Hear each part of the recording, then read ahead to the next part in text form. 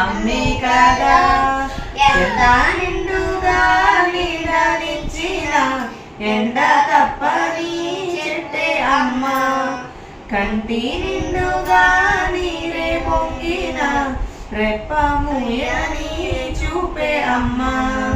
తాను స్వర్గం తాను దుర్గం అని తర సాధ్యం తన మార్గం వేల అక్షరాలు